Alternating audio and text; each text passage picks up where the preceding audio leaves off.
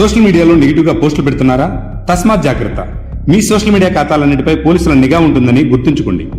మహిళలపై అసభ్యకరమైన పోస్టులు పెట్టినా, కామెంట్లు చేసినా, మత విద్వేషాలు రెచ్చగొట్టేలా వీడియోలు పెట్టినా, దేశ సమగ్రతను దెబ్బతీసేలా ప్రచారం చేసినా, కేంద్ర మరియు రాష్ట్ర ప్రభుత్వాలపై నిరాధారమైన అసత్య ఆరోపణలు చేసినా మీకు ముప్పు తప్పదని తెలుసుకోండి. తద్వారా మీ ఉద్యోగ అవకాశాలు సన్నగిల్లడమే కాక మీరు జైలుకు వెళ్లే పరిస్థితి వస్తుంది.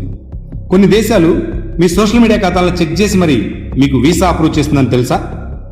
ఇటీవల ఒక సాఫ్ట్వేర్ ఎంప్లాయ్ సోషల్ మీడియాలో మత విద్వేషకరమైన పోస్టులు పెట్టడం వల్ల 22 లక్షల కార్పొరేట్ ఉద్యోగాన్ని పోగొట్టుకున్నాడు.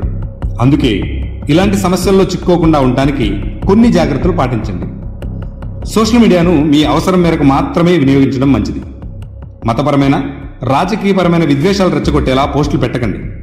ఏదైనా సోషల్ మీడియా గ్రూప్ అడ్మిన్గా ఉంటే అందులో పోస్ట్ చేసిన చట్ట వ్యతిరేకమైన పోస్టులకు మీరు కూడా బాధ్యులవుతారు. కావున మీరు అప్రమత్తంగా వ్యవహరించండి. మీ భవిష్యత్తును అంధకారం చేసుకోకండి. సదా మీ సేవలో మీ ప్రకాశం పోలీస్. జై హింద్.